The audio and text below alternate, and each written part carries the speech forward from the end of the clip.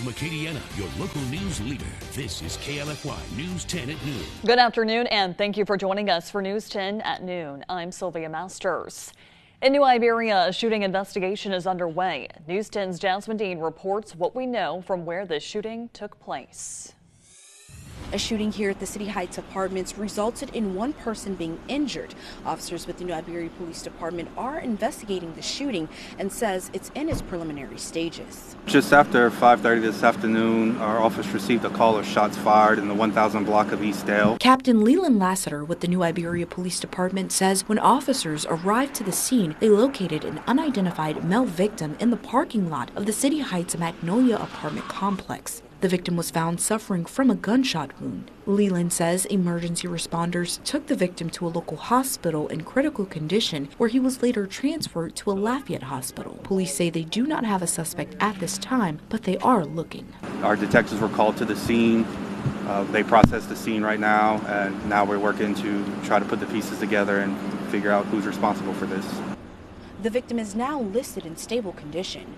In New Iberia, Jasmine Dean, KLFY News 10. The Lafayette Police Department needs your help in identifying suspects linked to several felony theft incidents. The pictured suspects are believed to be associated with organized retail theft, which include thefts from Dick's, Academy, and Target, as well as other locations. If you have any information about these pictured suspects or any information in reference to these incidents, you are urged to call Lafayette Crime Stoppers. Sean Diddy Combs will face the court on Tuesday on federal sex trafficking and racketeering charges. Diddy was arrested on Monday in Manhattan just a little over 6 months after federal authorities conducted a sex trafficking investigation, raiding his homes in Los Angeles and Miami. Combs has been sued by people who claim he subjected them to physical and sexual abuse. He has since denied many of those allegations and will plead not guilty. Yesterday, President Joe Biden approved the Louisiana disaster declaration following Hurricane Francine. The president declared that a major disaster existed in Louisiana and ordered federal aid to supplement state, tribal, and local recovery efforts in the areas affected by Hurricane Francine.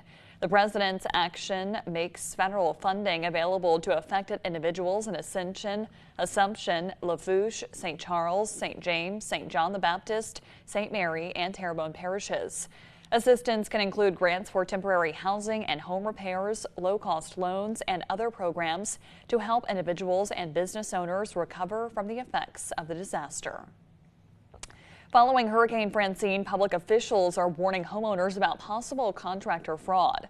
Following the landfall of Hurricane Francine, Louisiana officials are warning residents to be aware of contractor fraud. Hurricanes provide an opening for fake service providers to take advantage of homeowners. Some tips to consider before hiring a contractor are verifying if they are licensed and keeping a written contract. Louisiana Attorney General Liz Murrill says it is important for homeowners to communicate with their contractors on what work is expected to be done and if it is done in a timely manner. Even with good contractors, you want to make sure that you both have the same understanding of what work is expected to be done, what the time frame is that you expect it to be completed, and what the price is that you are willing to pay for it, and how much it's going to cost if you make any changes to that agreement. If you suspect that you have been scammed by a contractor, you are advised to call local law enforcement. It is voter registration week, and Louisiana voters have less than a month to register to vote in the presidential election. Taking a look at some statistics, Louisiana has been seeing a slower growth in new voters registering compared to the 2020 election. And the Republican Party continues to grow with registered voters in the state. Pollster John Cuvier has some ideas on what that may be why. Democrats are losing altitude in our state, and it is a case of their issue stances are not attractive to a majority of Louisiana voters. And so that's why you're seeing the voter registration numbers continuing to erode for Democrats. It is basically just a case of people's attitudes finally being more and more alignment. People looking to register for the first time or make changes to their voter registration can do so at sos.la.gov. People have until October 15th to do so online.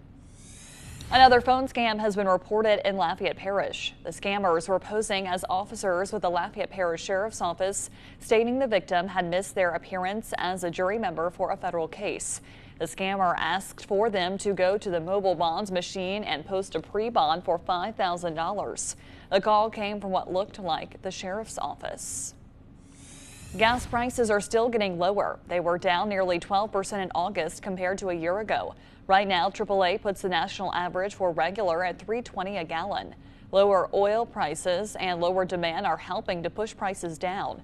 According to Gas Buddy, the cheapest price for regular gas in Lafayette is around $2.40 per gallon. KLFY is partnering with the Better Business Bureau to host the BBB's Shred Day this Saturday at the Acadiana Mall. The Better Business Bureau advises small businesses to get rid of unnecessary private information on customers and employees. Businesses can shred these documents this Saturday from 8 a.m. until noon. Coming up on Meet Your Neighbor, September is National Recovery Month and National Suicide Prevention Month. We'll give you more details on an event that recognizes both.